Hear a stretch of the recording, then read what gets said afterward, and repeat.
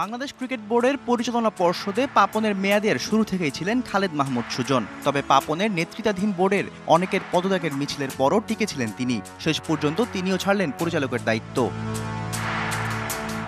বিসিবির game development কমিটির chairman, cricket operations কমিটির কো চেয়ারম্যান ছাড়াও বিসিবির গুরুত্বপূর্ণ বিভিন্ন দায়িত্বে ছিলেন সুজন। 2013 সালে নির্বাচিত হওয়ার পর থেকে নাজমুল হাসান পাপনের বোর্ডের প্রভাবশালী পরিচালক ছিলেন সাবেক এই অধিনায়ক।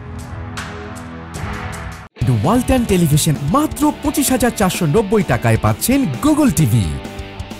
নানা সময় বিভিন্ন ইস্যু নিয়ে সমালোচিত হয়েছেন সুজন। সাবেক ক্রিকেট অপারেশনস চেয়ারম্যান জালাল ইউনুসের সাথে তার দ্বন্দ্বের খবর ছিল ওপেন সিক্রেট। জাতীয় দলের বিভিন্ন দায়িত্বেও দেখা গেছে তাকে। ঘরোয়া ক্রিকেটের নিয়মিত কোচ তিনি। তবে বিভিন্ন সময়ে আলোচিত এই পরিচালকের খ্যাতি ছিল তৃণমূল থেকে ক্রিকেটার উঠিয়ে আনার। সেই ধারাবাহিকতায় অনূর্ধ্ব 19 বিশ্ব চ্যাম্পিয়ন দলটির পেছনে বড় ভূমিকা রেখেছিলেন সুজন।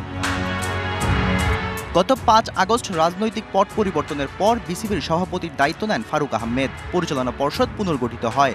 নতুন সভাপতির নেতৃত্বে গেল সবশেষ বোর্ড সভায়ও উপস্থিত ছিলেন খালেদ মাহমুদ সুজন। এরপরও তার পদত্যাগের ঘটনা জন্ম দিয়েছে নানা গুঞ্জনের। পুনর্গঠিত কমিটির সঙ্গে তার মতপার্থক্যের জেরেই কি সুজন এমন সিদ্ধান্ত নিলেন, না তার বিরুদ্ধেও রয়েছে পাপনের আমলের অনিয়মের অভিযোগ। এরই মধ্যে জালাল ইউনুস, নাইমুর রহমান দুর্জয় সহ পদত্যাগ করেছেন বেশ কয়েক পরিচালক। আর সরকার পতনের পর হদিস নেই পাপন সহ আজম ও নাসির, শেখ সোহেল, ইসমাইল হায়দার মল্লিকের মতো 9 পরিচালকের। Shahriar Hossain, DBC news desk.